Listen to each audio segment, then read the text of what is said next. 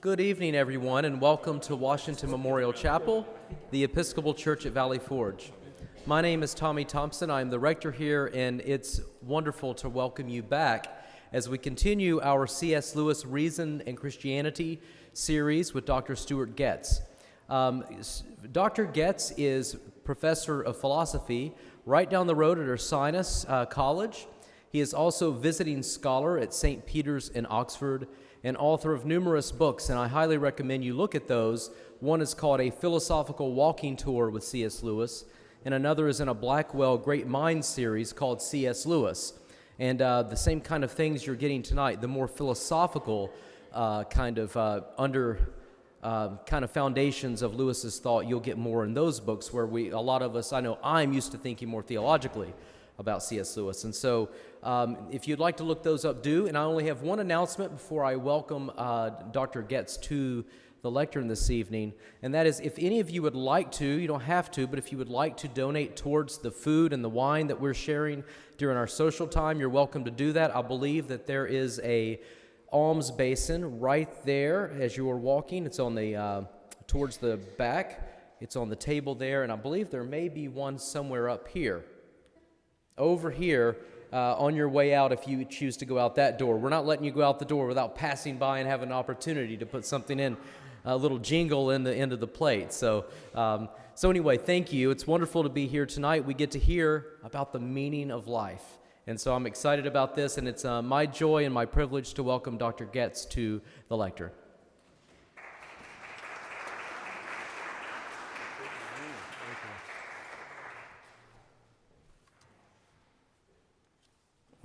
I'm told that I wandered last week from the microphone, and the thing they had on my lapel or whatever, it apparently didn't work. So if I'm wandering tonight, and I tend to wander, you let me know, okay? Don't be shy. Just say, get back at the microphone. There are a couple handouts here. One's for tonight, an outline. My wife can't be here, and I said, they're outlines, Stu. They're not handouts. Okay, they're outlines. And then the one for 2 weeks past is also there. I don't know what good they are, but I tried to kind of give a rough outline. I thought, because some of you, if you were here last time, 2 weeks ago, you must have thought, man, the guy's nuts. Number one, I don't know what he's talking about, and number two, the guy's just crazy. Well, here, I'm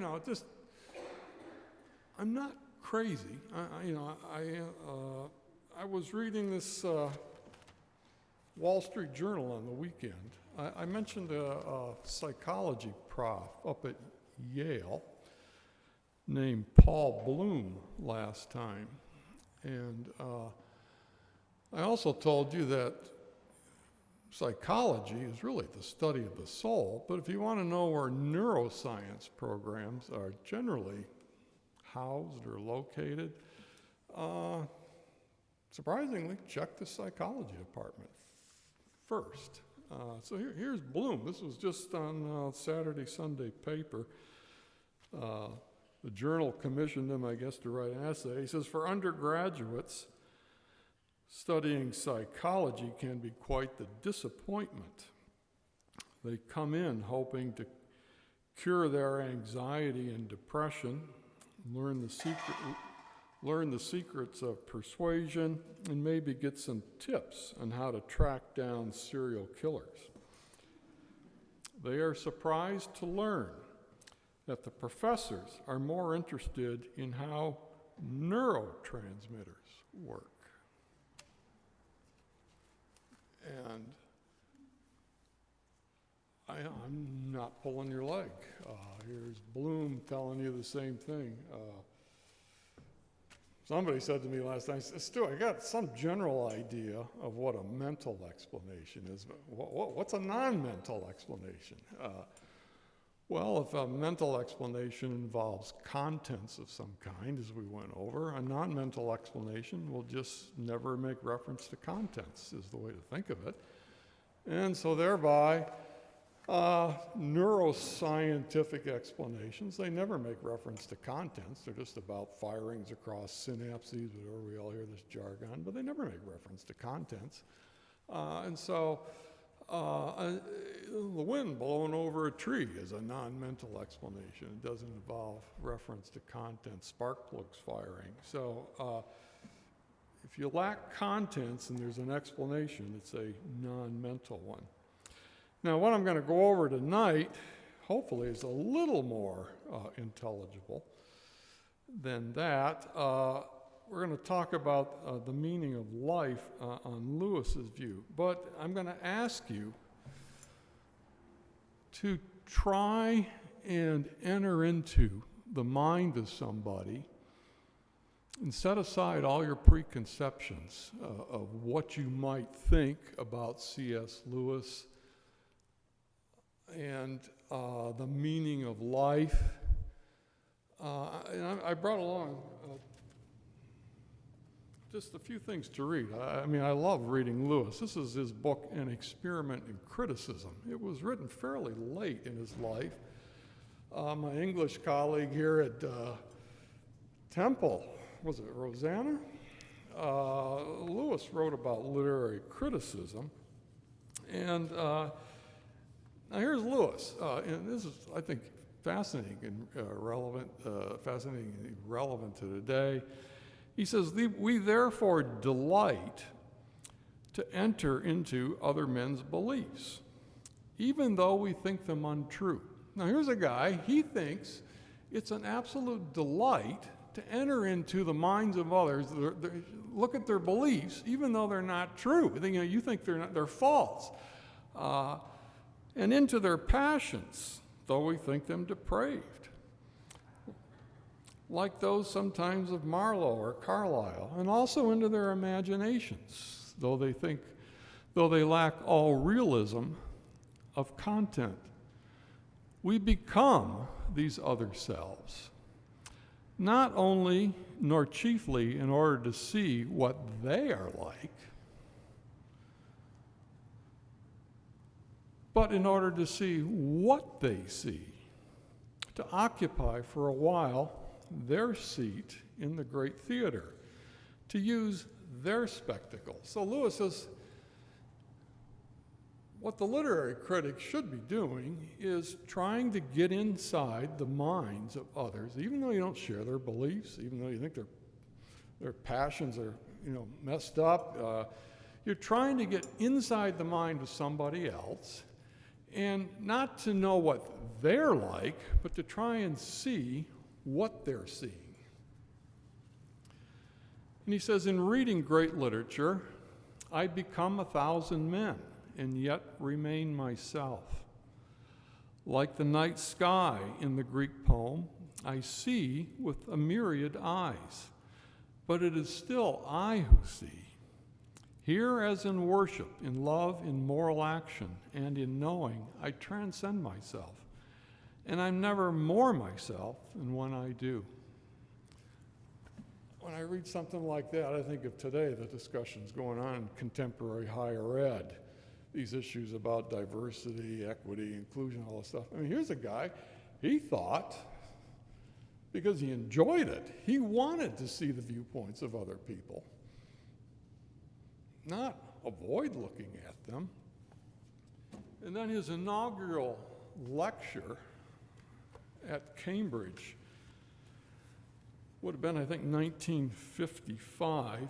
He writes a talk, frequently cited, and I'll just read you what he says because I think it's applicable for what we're going to do tonight.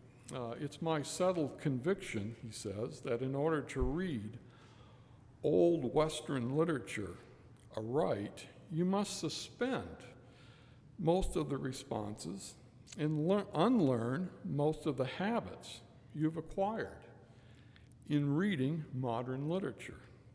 And because this is the judgment of a native, I claim that even if the defense of my conviction is weak, the fact of my conviction is a historical datum to which you should give full weight. That way, when I fail as a critic, I may yet be useful as a specimen. I would even dare to go further, speaking not only for myself, but for all the other old Western men whom you may meet. I would say use your specimens while you can. There are not going to be many more dinosaurs. So he's trying to communicate. He sees the world in a way which he thinks is dying out. And we would be wise to, in this case, read people like him because they see the world a different way. And so tonight, I'm going to try and lay out here in the next 45 minutes and let you have your go at me. The meaning of life, how he looks at this, and he thinks it's an old way of looking at it compared to the way most people look at it today. Now, the meaning of life, I said last time, using reason, people have generally come to the conclusion that there are three things people are interested in. First one, what makes life worth living? Second thing, what's the purpose of life? Third, in what way do things make sense? What makes life worth living? What's the purpose of life? And how do things, in the end, or ultimately make sense if they do? Now, tonight we're going to look at the first two. What makes life worth living? And what's the purpose of life? The third one, how do things make sense? We'll get into that next time. And in the last talk, the sense-making idea really explains why Lewis became a theist and then a Christian theist. Now again, I'll just read you. While he thinks reason is central to what it is in his way to be a human being, again, I'll just read these because they really express his view. He doesn't think reason makes life worth living, and he doesn't think it's the purpose of life, even though we can't talk about these things unless we reason. So he says, this quoting here, this is a letter he wrote, "No one's more convinced than I that reason is utterly inadequate to the richness and spirituality of real things. Indeed, this itself is a deliverance of reason." So the idea that reason isn't what life's all about, it isn't the purpose of life, that itself is a deliverance of reason. It's something you arrive at on the basis of reason. And he says, I doubt if I'd care for a planet of pure intelligence. So while you go away like and think, man, this guy's a rationalist. He's all just about consumed by all about reason. No, he thinks that isn't really what is the meaning of life. Now, on this little outline I gave you here, I gave value theory in Lewis's day. Again, he's at Oxford, takes up his post in 1925. He's there roughly through 1954, and then he moves to Cambridge for the remaining 5 years that he's in academia. In his day, the prevalent view was that issues surrounding value, what a person said about these things, was no more than an expression of the person's likes or dislikes. Had nothing to do with reason. It was just an expression of emotion. And Lewis was reading this. One of the most famous people who expressed this was a guy named A.J. Ayer, A-Y-E-R. Wrote a famous book, 1936, Language, Truth, and Logic. And in the book, Ayer says, basically, statements about value are nonsense. Yeah, actually, he went so far to say they don't have any meaning. And Lewis thought this couldn't be right. By this time, he's been about 4 years a Christian theist. And Ayer was in Oxford. There used to be a society in Oxford called the Socratic Club. Lewis actually debated Ayer at the Socratic Club in Oxford, so they knew each other. Now, the next thing I have on here, the value theory. We're going to draw a distinction here between non-moral as opposed to moral value. Now, when I teach, I've taught a course on the meaning of life for several years now, and I bring up value. The first thing, now here's where you're going to have to, I think, disabuse yourself, get out of the contemporary mindset on this. The first thing, if you're like my students, the first thing they think of when they hear value, the ideas of good and bad or evil, the first thing they think of is morality. That's the world we live in. Most people talk about virtue signaling. It's all about morality. Actually, historically, in what we'll call the general Western tradition, people did not think about morality first when they thought about value. They thought about what we'll just call roughly here now something qualitative in nature. And you're really going, well, okay, well, what are you talking about? Well, they thought if we're going to talk about good and bad, we can't look at morality first. If you do, you're misguided. Well, then, where do we look? They believe, now this is again Lewis in the Great Western tradition, they think the first thing you look to is the notion of happiness. You don't look to morality as we think of it. And you might be saying right now, oh, this is a bunch of nonsense. No, I don't. I think Lewis was actually right about this. He was schooled in this stuff. And now what I'm going to do is I'm going to take a few minutes here, and I'm just going to read through what most people, I think still today, that are interested in this stuff would call the generally accepted Christian position until we get somewhere into the 18th century and we just lose track of all this. I don't think Lewis was mystified by it. But I'm going to read these people, and just to give you an idea. And now we're thinking of happiness as what makes life worth living. So what's the meaning of life? Well, it's what makes life worth living. What's that? Happiness. So here we go. I'm going to read through these. Hope you don't get bored out of your minds. But they're also going to use words like felicity and beatitude. These were the notions that captured the idea of happiness. So I'll start with St. Augustine. We're talking somebody here toward the end of the 4th century. He wrote, quote, "We wish to be happy, do we not? Everyone who possesses what he wants is happy. Therefore, whoever possesses God is happy." Not long after Augustine, we'll go to a guy named Boethius.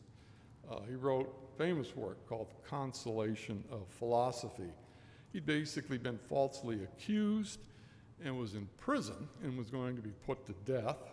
And so Boethius is in prison thinking about life, and he writes this. The interlocutor he's going back and forth with is called Lady Philosophy. He says, quote, "The whole concern of men which the effort of a multitude of pursuits keeps busy, moves by different roads, yet strives to arrive at one and the same end, that of happiness.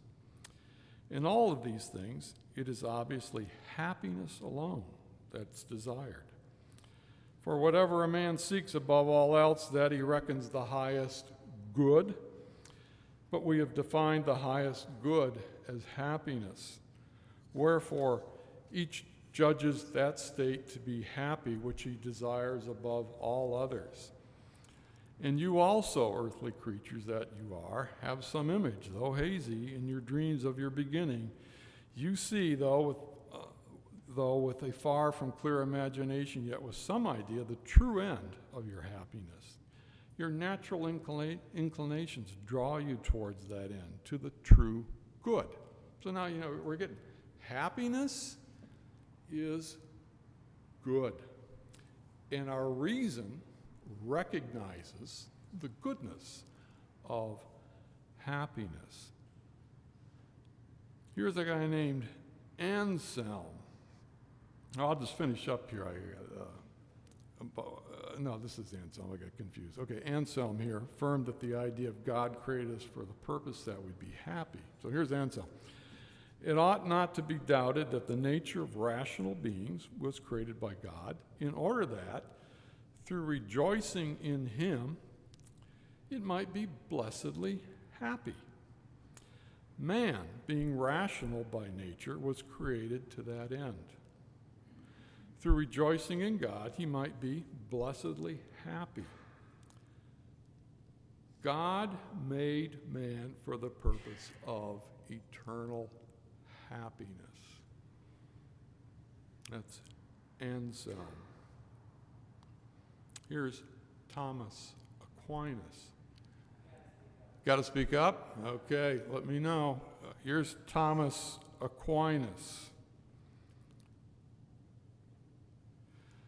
The ultimate end of man is called felicity or happiness, because this is what every intellectual substance desires as an ultimate end, and for its sake alone. Because all creatures are ordered to God as to an ultimate end, and the highest good for man is felicity, it follows that man's ultimate felicity consists only in the contemplation of God. That's Aquinas. Here's John Calvin. In order that God may, he says, encourage us in every way, he promises present blessings as well as eternal felicity to the obedience of those who shall have kept his commands. Indeed, the holy patriarchs expected a happy life from the hand of God. They viewed and contemplated a different happiness from that of a terrestrial life. He who confesses that there's nothing solid or stable on earth and yet firmly retains his hope in God undoubtedly contemplates a happiness reserved for him elsewhere. Jonathan Edwards. You think, Jonathan Edwards and happiness? Yeah. God has a real, quote, a real and proper pleasure or happiness in seeing the happy state of the creature, where, according again to Edwards this time, the happiness of the creature consists in rejoicing in God.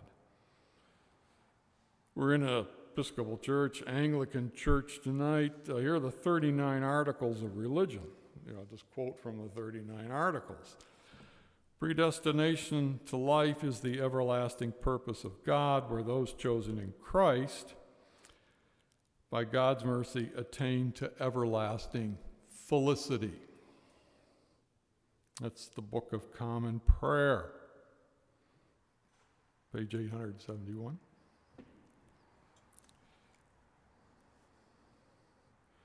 And last but not least, here's the Catechism of the Catholic Church. According to it, man is made to live in communion with God, in whom he finds happiness, Moreover, in God alone, man can have the life and happiness for which he was created and for which he longs. Heaven is the ultimate end and fulfillment of the deepest human longings, the state of supreme, definitive happiness.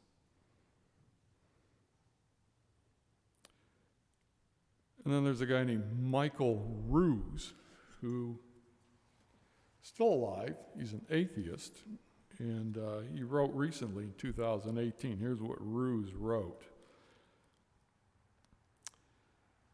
According to Christianity, the purpose of life is that we should spend eternity in blissful joy with God.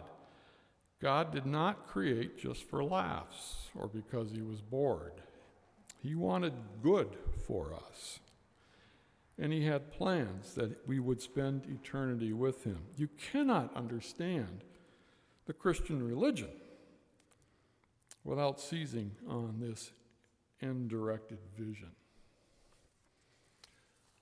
But I think if Lewis were here tonight, he would say just about everybody today does try to understand Christianity without thinking of what makes life worth living and the answer that it's happiness. So now, what's Lewis's view? Here on the syllabus, Lewis on the primacy of perfect happiness. For what are we created on Lewis's view? Here I'll just quote some spots from Lewis. God not only understands, but shares the desire for complete and ecstatic happiness. He made me for no other purpose than to enjoy it. In The Great Divorce, one of the ghosts, The Great Divorce is a book by Lewis. It's about a bus trip out of, just roughly speaking, hell into heaven, and all these people get on the bus and the thing takes off to go to heaven. And one of the ghosts on the bus says, I wish I'd never been born. What are we born for? To which a spirit, a heavenly spirit, answers, for infinite happiness.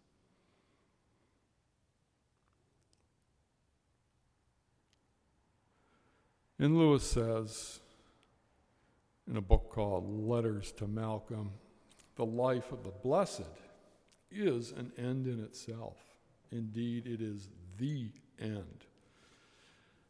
And in a letter writing in World War II, he's talking to somebody through the written word here about members of the Gestapo. He says here, I provisionally define agape as steadily remembering that inside the Gestapo man there is a thing which says, I in me, just as I do.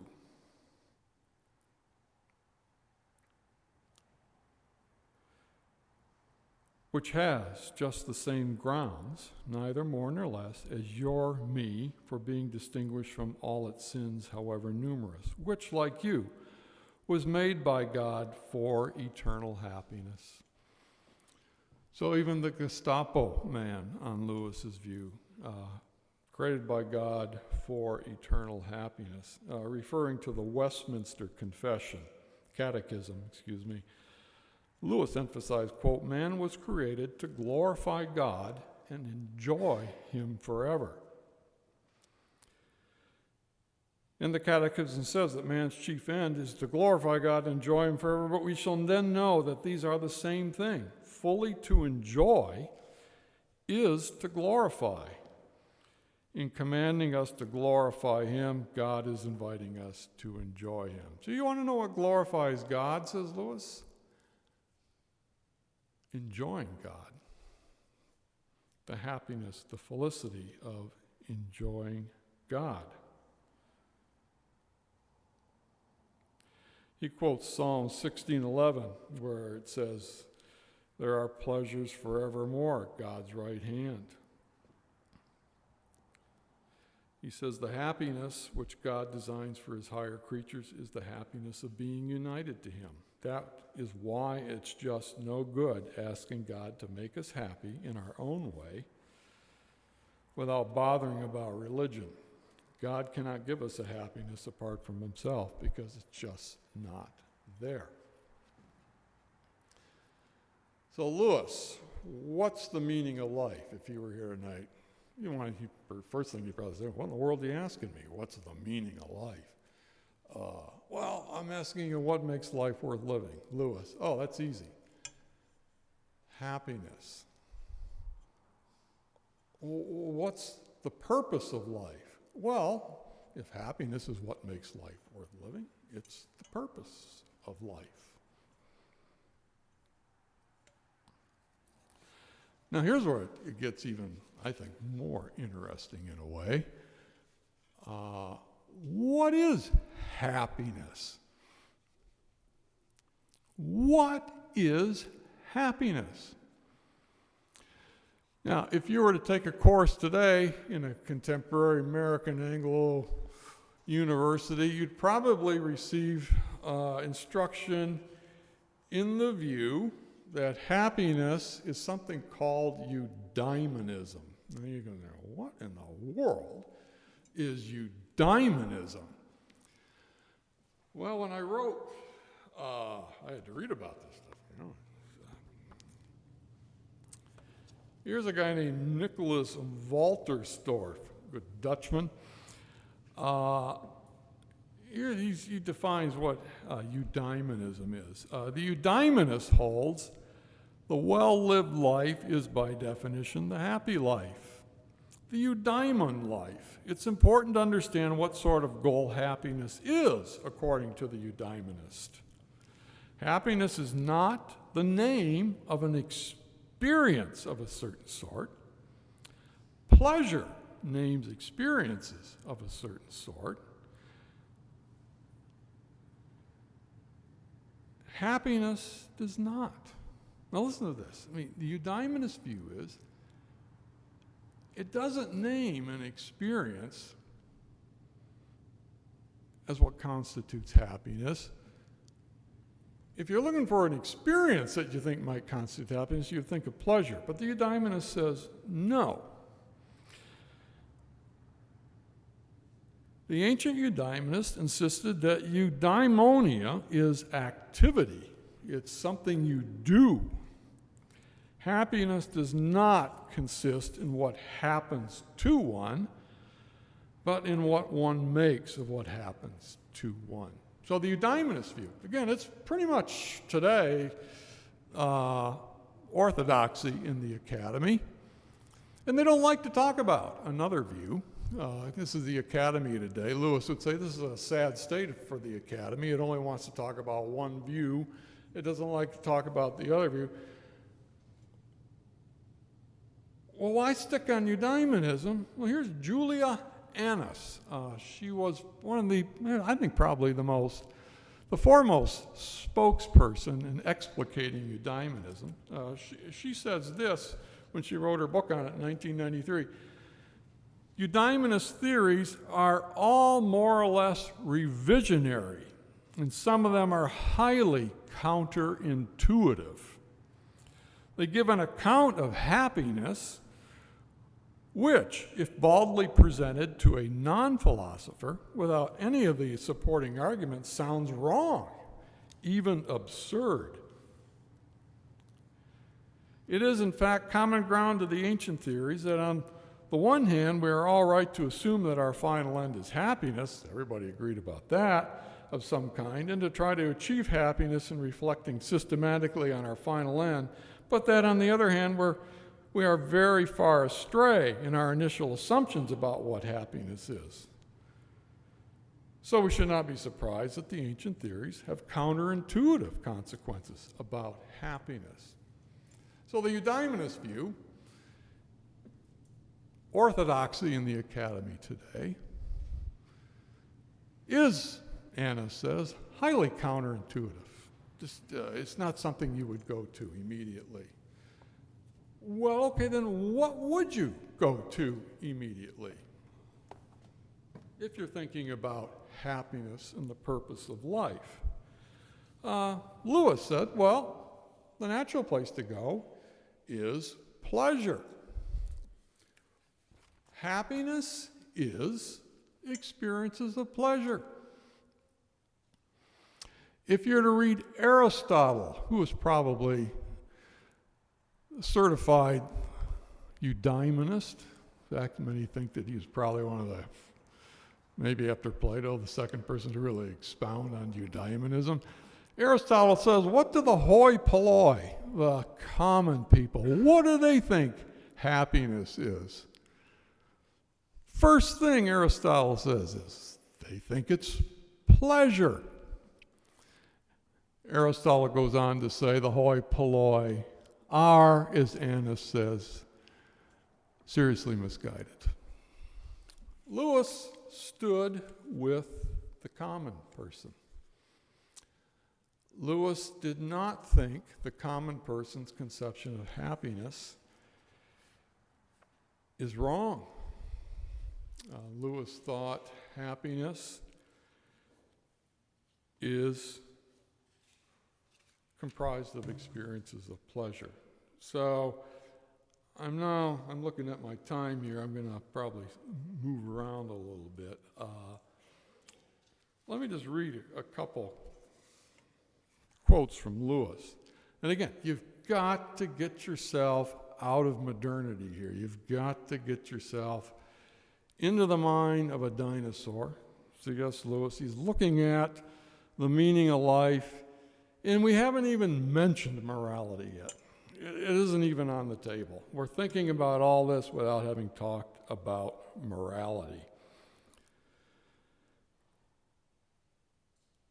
Lewis wrote, I think all pleasure simply good.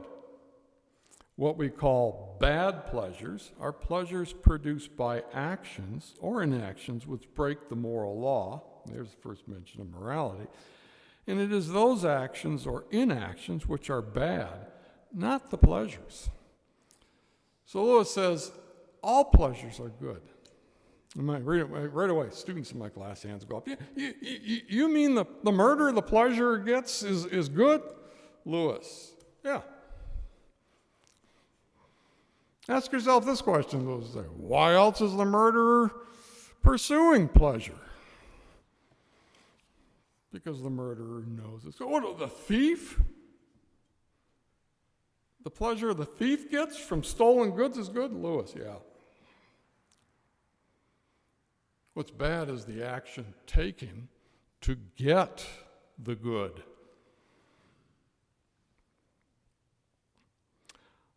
I have no doubt that all pleasure in itself is good, and pain now, he says, in itself is an evil.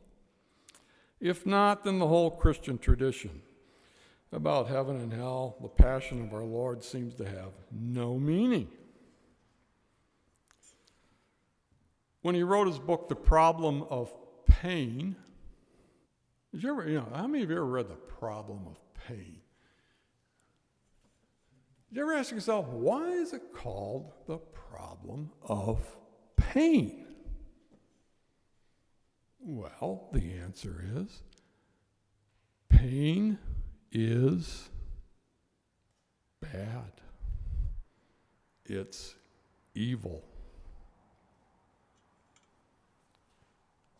The Problem of Pain is a book about the problem of evil. And Lewis entitled it his book, The Problem of Pain. Now, a canon, I believe, in the Anglican Church wrote to him after the book came out, and he was asking Lewis about what he had said in the book, and here was Lewis's response to Canon Quick. I think Lewis probably thought it was Canon Slow, but it was actually Canon Quick. He says, here's Lewis, I wasn't writing on the problem of pleasure. If I had been, you might find my views too hedonistic. I would say every pleasure, even the lowest, is a likeness to, even in its restricted mode, a foretaste of the end for which we exist, the fruition, enjoyment of God. Lewis wrote, this is in the Screwtape Letters, pleasures are unmistakably real, and therefore, as far as they go, give the man who feels them a touchstone of reality. In the Screwtape Letters, Lewis has Screwtape complain about God, quote, let's talk about God. This is Lewis saying this is what Screwtape's going to, the head devil's going to complain about. Screwtape says, God's a hedonist at heart. He makes no secret of it. He's vulgar. He has a bourgeois mind. So Lewis comes down on the side of the common person, not the eudaemonist, when he thinks about what is happiness. The eudaemonist and the Lewisian agree. What makes life worth living? No question about it, happiness. What's the purpose of life? Happiness. What is happiness? There we get a parting of the ways. Now, very briefly here, Lewis and what happiness is, I left this out, but I had down here intrinsic goodness, intrinsic evilness, extrinsic goodness, extrinsic evilness. Basically now, Lewis believes pleasure's intrinsically good. Experiences of pleasure are intrinsically good. That means just this. My students, their eyes are rolling at this point. What that means is an experience of pleasure is good, but it doesn't get its goodness from anything else. It's just in and of itself good. Pain is intrinsically bad or evil. It doesn't get its badness or its evilness from anything else. It's just evil. It's just bad. Extrinsic goodness. My talk tonight is not intrinsically good. It's extrinsically good. Now, what do you mean it's extrinsically good? Well, it's leading you to have experiences of pleasure. You're sitting there thinking, I'm getting so much enjoyment out of this tonight. This guy's talk is so good. But it's not intrinsically good. It's only extrinsically good. It's instrumental to your experience of pleasure. That's what's good. I was just at the dentist on Monday. And boy, she made a mess of my mouth. And I experienced pain. The drilling that she was doing was evil. It was bad. Why? Because it led me to experience pain. We're only going to have things that are extrinsically good and evil because there's something intrinsically good and evil. Now, Lewis's view, and it's the view of every ordinary person if they think about it, is we pursue pleasure for its own sake. Why do we pursue pleasure for its own sake? Well, because it's intrinsically good. And why do we avoid pain? For its own sake. Because it's intrinsically bad. Nobody, says Lewis, pursues pain for its own sake. Nobody. If they pursue pain, it's only because they're going to use it as an instrument to pleasure. Now, where does morality come into all this? Don't do that, morality. Well, Lewis is somebody very classically oriented here in his thought. Morality has to do with, fundamentally, not performing certain actions for the sake of the happiness of others. Morality, fundamentally, you can go to Lewis's book, Mere Christianity. He takes up morality. First thing he says about morality is, it's basically don't do something for the sake of the happiness of others.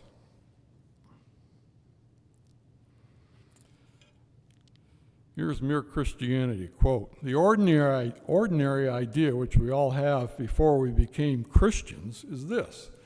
We take as our starting point our ordinary self with its various desires and interests. We then admit that something else, call it morality or decent behavior, has claims on this self, claims which interfere with its own desires. What we mean by being good is giving in to those claims. Some of the things the ordinary self wanted do turn out to be what we call wrong. Well, we must give them up." Why give up performing certain actions? Well, they're morally wrong. Well, but why are they morally wrong? The classical view is because they're going to impinge upon, in some way, the actual or potential happiness of other human beings. So you can't have an idea of morality if you have no idea of happiness. Morality presupposes, on this Lewisian view, the idea of happiness. On Sunday past, Father Tommy quoted from Weight of Glory.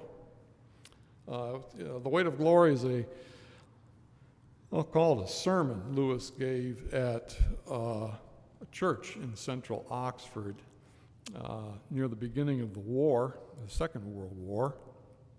And he says this in the talk: "If you asked 20 good men today what they thought the highest of the virtues, 19 would reply, unselfishness." Now listen to this. I mean, this is where we've lost the great Christian tradition, Lewis thinks. He says, if you ask 20 good men today what they thought the highest of the virtues, 19 would reply, unselfishness. But if you had asked almost any of the great Christians of old, they would have replied, love. Not unselfishness, love. You see what has happened. A negative term, unselfishness, has been substituted for a positive. And this is of more than philological importance. The negative idea of unselfishness carries with it the suggestion not primarily of securing good things for others, but of going without them ourselves, as if our abstinence and not their happiness was the important point. I do not think this is the Christian virtue of love. The New Testament has lots to say about self-denial, but not about self-denial as an end in itself. No one ever, Lewis says, who's sane really, denies themselves for the sake of denying themselves. No, the great Christian tradition says you deny yourself for the good of others, their happiness. I was reading today, I thought I'd include it, this is in his book, God in the Dock. Quote, love is not affectionate feeling, but a steady wish for the loved person's ultimate good as far as it can be obtained. Lewis had the devilish screw tape instruct the nephew Wormwood in the screw tape letters to, quote, now listen to this, teach a man to surrender benefits, not that others may be happy in having them, but that they may be unselfish in foregoing them. What the way Lewis depicted it in Screwtape Letters is the devil is instructing his minion, teach people they should be unselfish, just to be unselfish. Mislead them, get them to thinking they should be unselfish, just to be unselfish, not for the sake of the happiness of others. Now, I'm going to skip because I care about your happiness and I want you to get out of here. I'm going to skip here. We'll go down to the temporary nature of morality.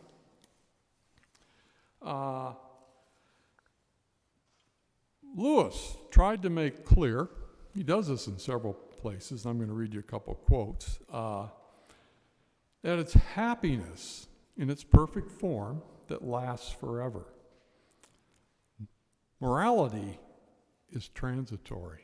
It's not permanent. Here we are in God in the Dock, one of the essays included there.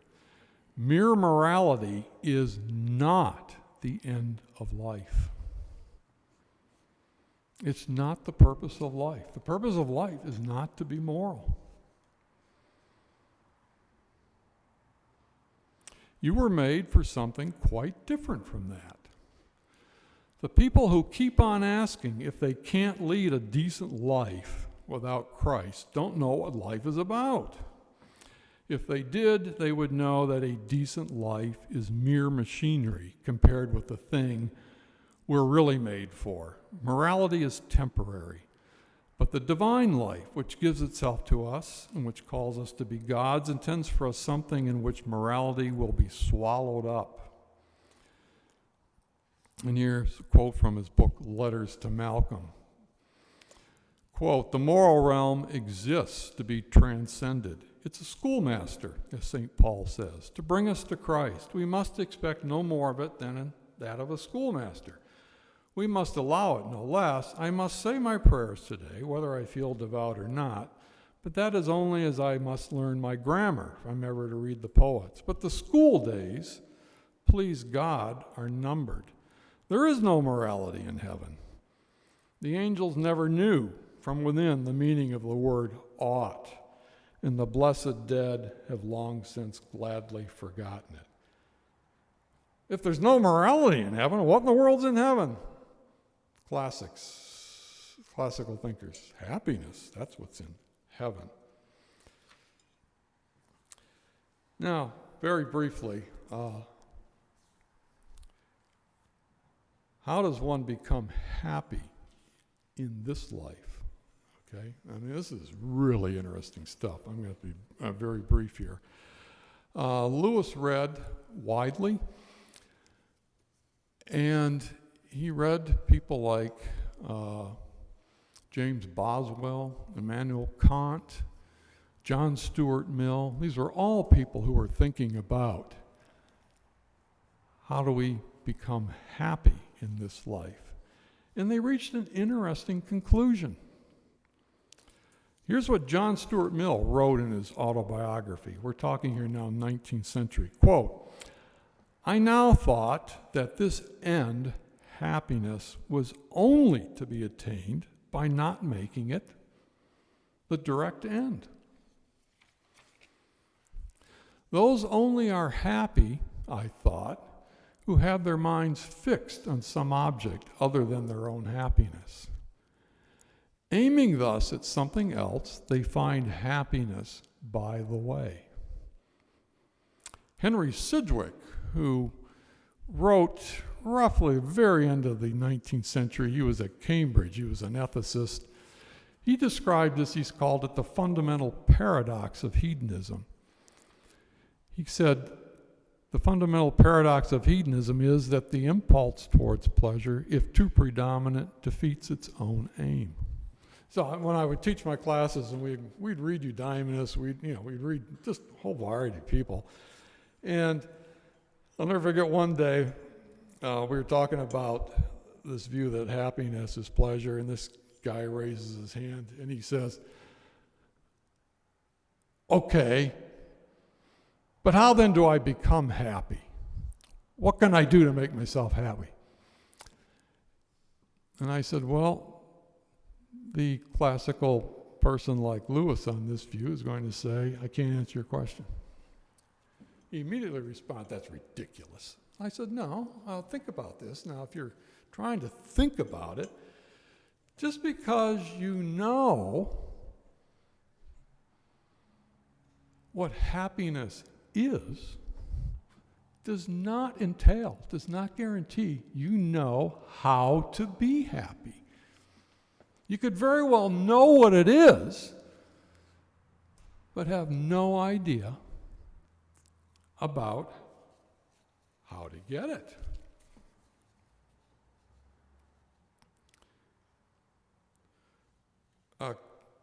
I'm going to read Immanuel Kant to you. Anybody ever read Immanuel Kant?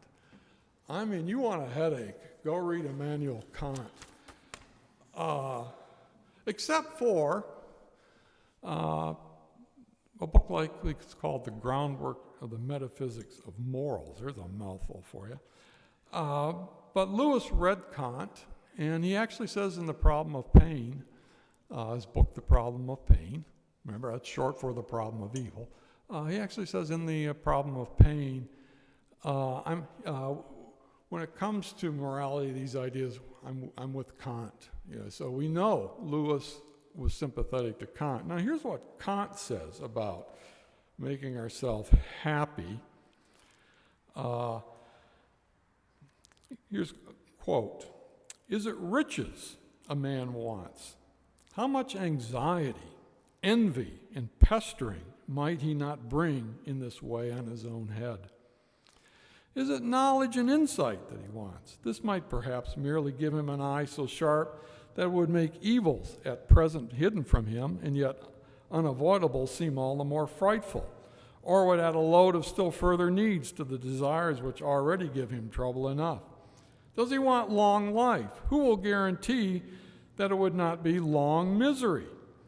Is it health that he wants? How often has infirmity of body kept a man from excesses into which perfect health would have let him fall? In short, he has no principle by which he's able to decide with complete certainty what will make him truly happy.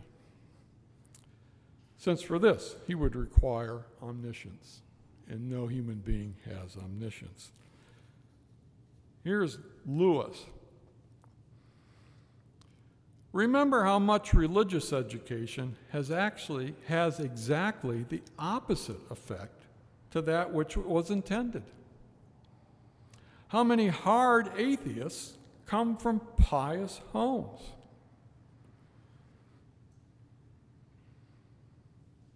How many people send their children to Christian schools, to Christian colleges? And it has exactly the opposite effect.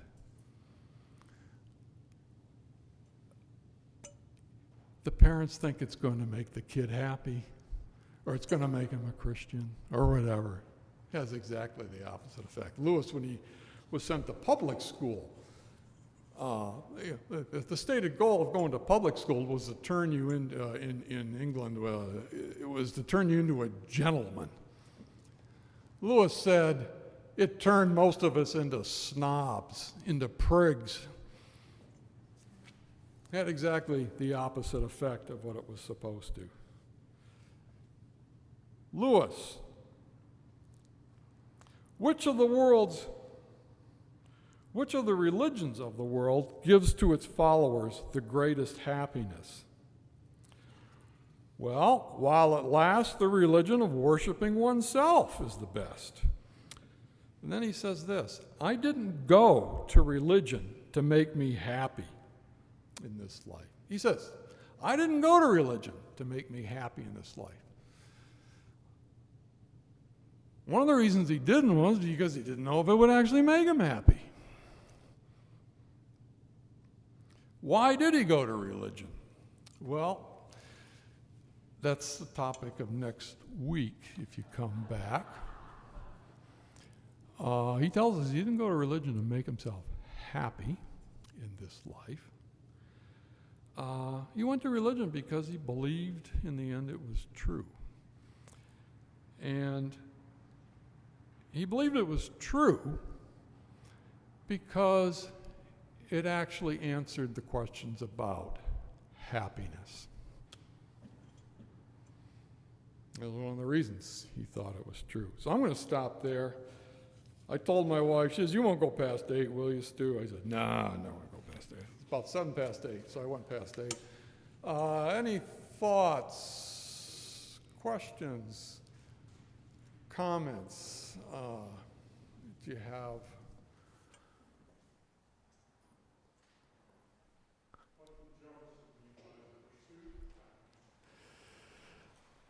Yeah, Lewis actually has an essay on that, and he doesn't look very favorably upon it.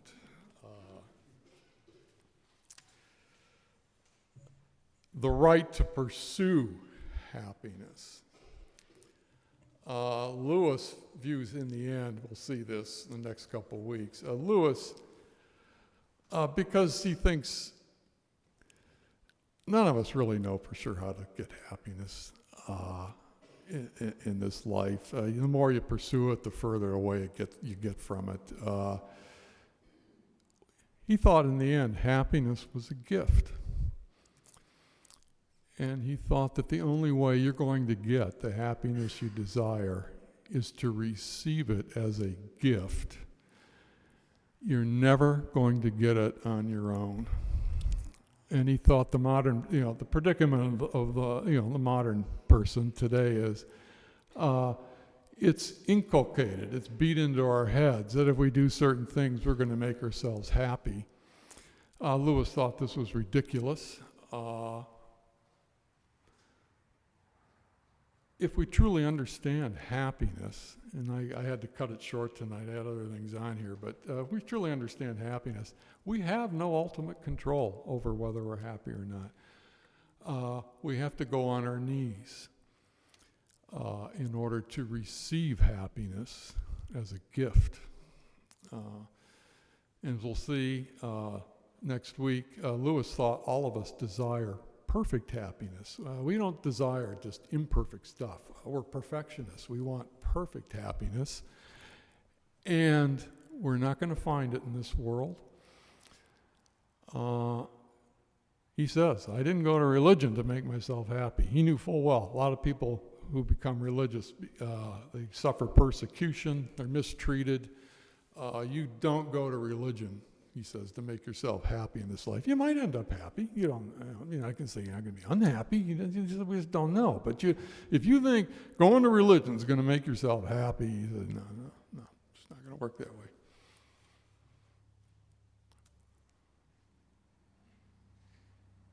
Michael, I remembered.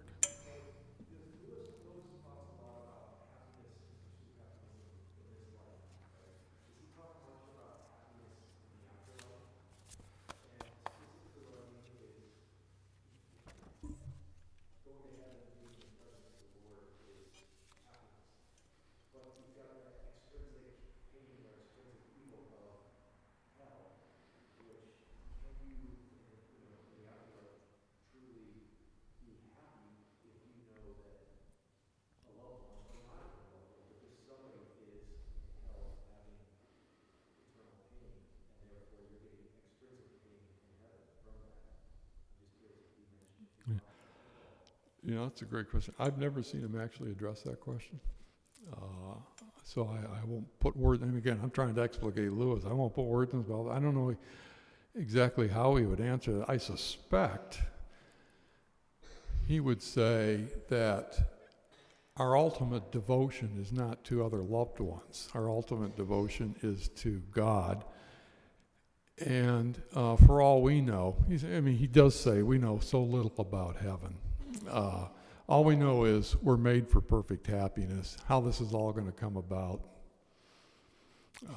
we don't know the nature of heaven. In that sense, what's it going to involve? Streams of water sitting by, throwing lilies, we just have no idea. But I suspect he would say the person who has that concern, in some sense, thinks that I can't be happy because of the person I love most. And Lewis, I think, isn't here or something like that. It might be elsewhere. And Lewis would say, well, I never would encourage you not to love someone to your ultimate ability, but look at your ultimate devotion is to God and not to others. And I don't know beyond that what he would say. Probably would say, we just don't know.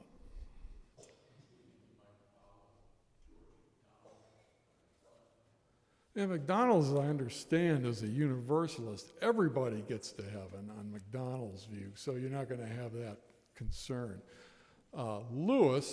George MacDonald, was somebody Lewis read. If you remember the movie, he picked up a book called Fantastes while he was waiting at a rail station to catch a train. And Lewis said his imagination was baptized when he read MacDonald. MacDonald, as I understand it, was actually a universalist. MacDonald thought everybody ends up in heaven, so you wouldn't have the concern of that question there. Lewis did not go with MacDonald on that. Lewis did not say he knows people are going to be in hell. But Lewis thought, we'll touch upon this, I think, briefly in the last section or talk. Lewis thought, he was with Milton on this idea of pride. The fundamental sin is pride. And pride is essentially, I'm going to get happiness my way. Nobody is going to tell me I can't do something to make myself happy. Lewis, well, if you have that attitude, you'll never receive the happiness which you really desire. And Lewis thought of hell as one's choice to pursue happiness on one's own terms. And he believed you can't force a person's will on that one.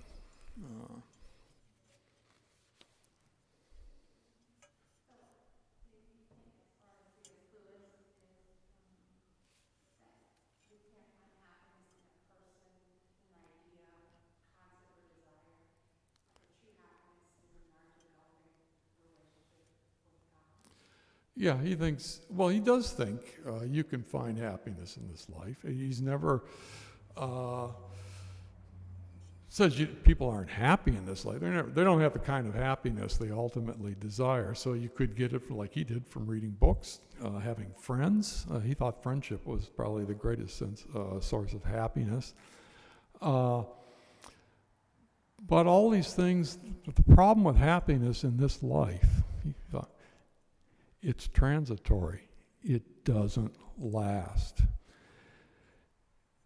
You could be happy one moment, and the next moment, you have no control over it. I tell my kids, they actually believe this now. They've seen me ice skate. I played D1 ice hockey for a year and a half.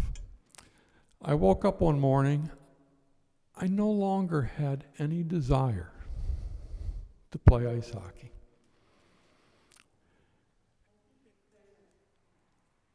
And I couldn't get the desire back. What used to give me pleasure no longer gave me pleasure. It was transitory, as it turned out. And Lewis thought in this life, while we all want to be happy, nobody pursues the bad for its own sake. Nevertheless, a problem in this life is we can't hold on to it. And it's the person who insists on holding on to it on one's own is never going to succeed. That's the way he looked at it. I don't know whether we think of that, but that's the way he looked at it. We cannot hold on to it ourselves.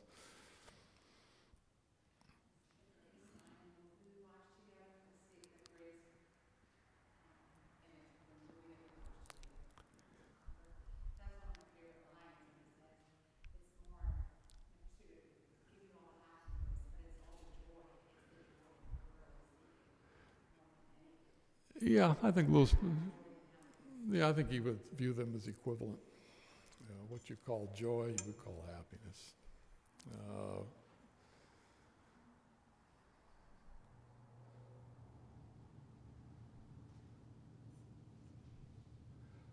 All right, if you have enough fortitude, courage, next week, why did he become a theist? Again, the movie laid out, he was in his, just roughly up till about age 31. He did not believe in God. The last few years before then, he was moving that way. But it wasn't, I think, until about 1931 that he actually, or no, excuse me, 1929, when he actually moved over to theism. And we'll take it up there next week.